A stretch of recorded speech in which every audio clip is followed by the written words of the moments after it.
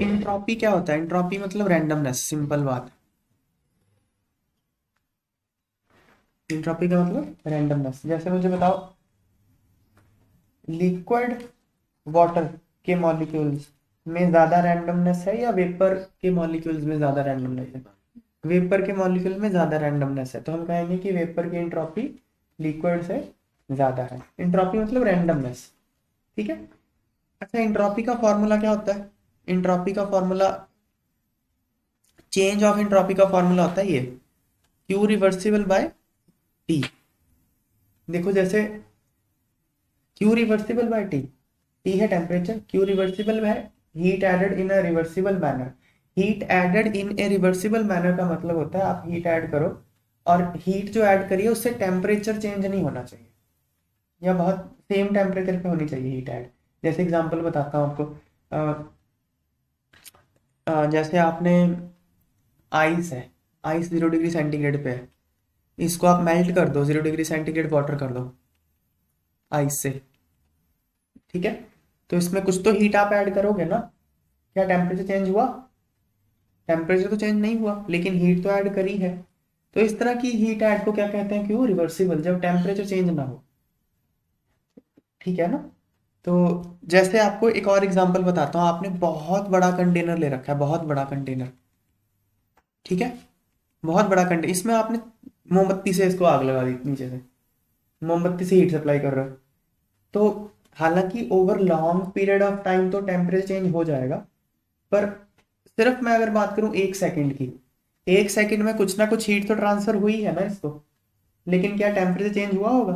For practical purposes नहीं हुआ। तो इसको हम क्या कहेंगे? क्यों रिवर्सिबल। मतलब आप हीट ऐसे ऐड करो कि टेम्परेचर चेंज ना हो, उसको हम कहेंगे क्यों रिवर्सिबल। तो क्यू रिवर्सिबल को टेम्परेचर से डिवाइड कर दो तो आ जाता है चेंज ऑफ इंट्रॉपी। तो डेल्टा क्या है? Q reversible by T. Clear है? तो Q reversible is heat added to the system in a reversible process, T temperature, delta change of entropy. Question क्या था? Heat has randomising influence on a system. ये बात सही है ना? अगर आप किसी सिस्टम को हीट करते हो तो उसकी रैंडमनेस बढ़ जाती है, मॉलिक्यूल ज्यादा तेज भागने लगते हैं, तो रैंडमनेस बढ़ जाती है। रैंडमनेस मतलब कायोस है ना। Temperature is measure of average chaotic motion of the particle in the system. Temperature भी यही है ना, जितना ज्यादा टेम्परेचर होगा उतना ज्यादा कायोटिक मोशन होगा। Right mathematical relation which relates these three parameters. इनको कौन रिलेट करता है? रैंडमनेस को, हीट को और टेम्परेचर को। कौन रिलेट करता है? ये रैंडमनेस मतलब इंट्रॉपी ही हो गया। तो delta is equal to Q reversible by T, ये इनमें रिलेशन होता है। चलो,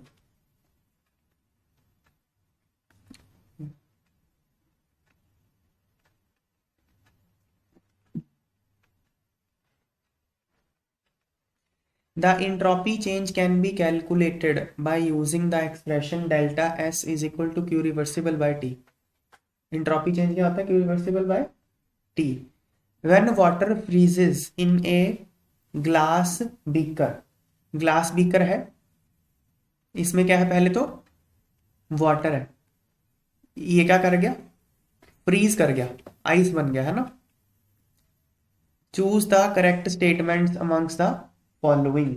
चलो देखते हैं। तो आप पहले तो ये बताओ, फॉर्मूला छोड़ो, यहाँ रैंडमनेस ज्यादा कहाँ पे है, वाटर में या आइस में?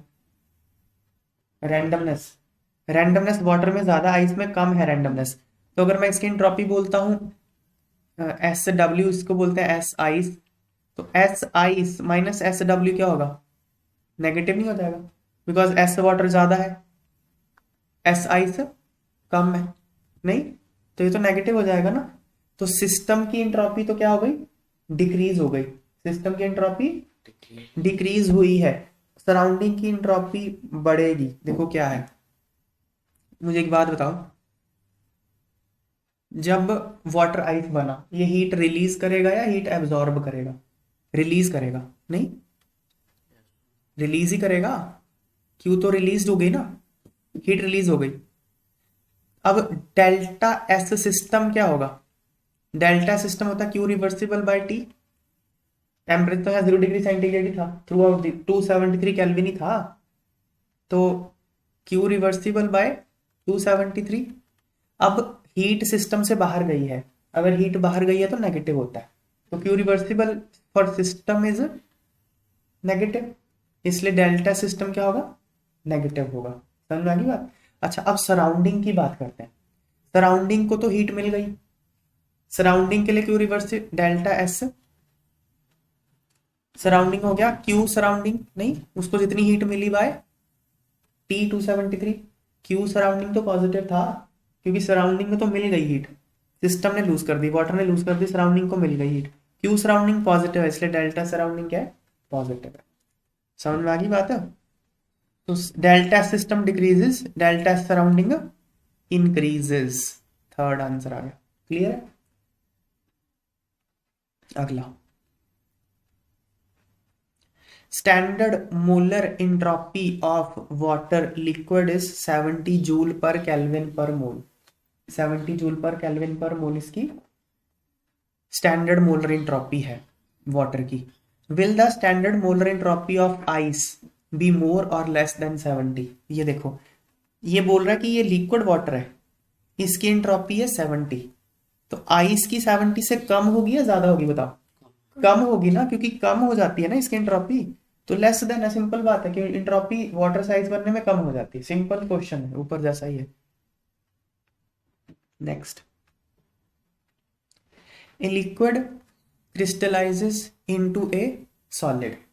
जब लिक्विड सॉलिड बनता है तो उसकी एंट्रोपी कम होती है, ये बात सही है, सही है। लिक्विड जब सॉलिड बनता है तो वो ज्यादा स्टेबल हो जाता है, रैंडमनेस उसमें कम हो जाती है, तो एंट्रोपी कम हो जाती है, ये बात सही है। इन crystals molecule organise in ordered manner, ये भी बात सही है। क्रिस्टल में मॉलिक्यूल ऑर्डरली मैनर में अरेंज हो जाते हैं, इसलिए इसकी एंट्रोपी कम हो जाती है। तो क्या आ गया, क्या आंसर आ गया, फर्स्ट पार्ट ही आ गया आंसर।